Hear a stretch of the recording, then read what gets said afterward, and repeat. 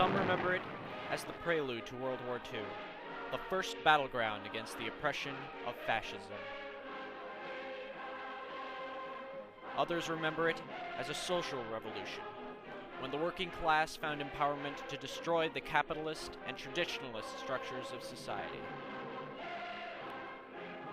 Whatever we choose to remember it by, the Spanish Civil War was undoubtedly a key historical period of the 20th century that embodied the conflicts and alliances, the triumphs and failures, the victories and defeats of ideological movements for which men and women from every Western country fought and died.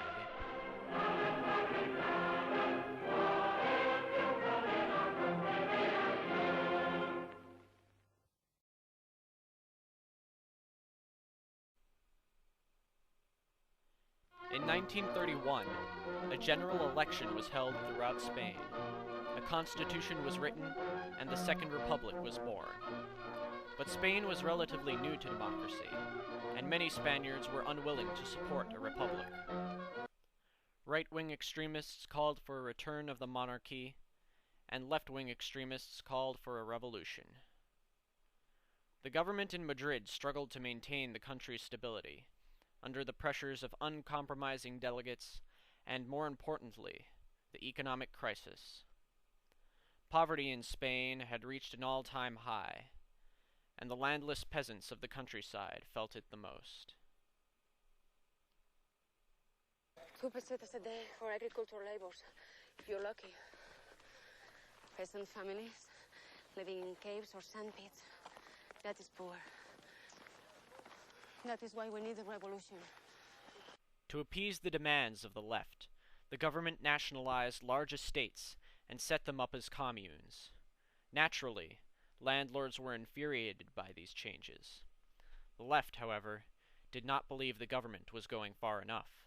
Large workers' unions like the CNT were often influenced by anarchist and Marxist ideology, and undertook efforts to attack and destabilize the government. This hostility and unwillingness to compromise would polarize the nation between conservatives and liberals. Even the liberal government, which was viewed as middle ground, would condone the sacking of churches by left-wing extremists who viewed the Catholic Church as a reactionary institution and an enemy of individual freedom. But the Catholic Church was an integral part of Spanish culture, and its destruction was considered an abomination by many Spaniards. The radical reforms that the liberal government enacted instilled a sense of revolution in the working class. Chaos was unleashed in Spain, and the government could no longer control its people. At this point, the military was very concerned with the situation.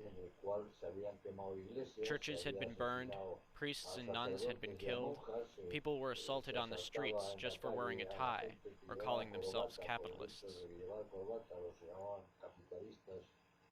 Recordemos que en su intervención, que provocó airadas protestas en la Cámara, el señor Gil Robles dijo que un país puede vivir en monarquía o en república, en sistema parlamentario o en sistema presidencial, en sovietismo o en fascismo, pero que no puede vivir en anarquía. Y afirmó que hoy España asiste a los funerales de la democracia. ¿Será cabrón ese cabeza de pera? Ellos son los que la quieren enterrar.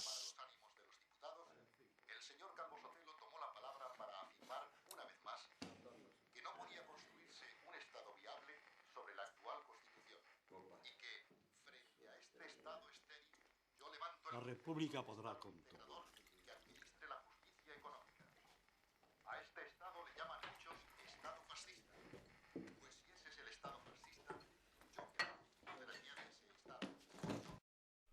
A group of right-wing officers, led by General Mola, organized a military coup that would take control of Spain. Many cities are taken with little resistance. The support of right-wing conservatives and those looking for an end to the chaos would prove invaluable to the army rebels. Support from the Civil Guard, the military police, and the Spanish Fascist Party would allow the Nationalist Front to target its political opponents and suppress any possible resistance. But resistance would not be so easily crushed in other cities. In Barcelona, anarchist groups, who viewed the army as reactionary oppressors of freedom, mobilized and fought with the government for the first time to beat back the insurrection. The anarchists then armed the working class, who joined the fight against the army and seized control of the city. These events inspired resistance in other cities, and Spain was divided in two, between the left-wing Republicans and the right-wing nationalists. War had officially begun.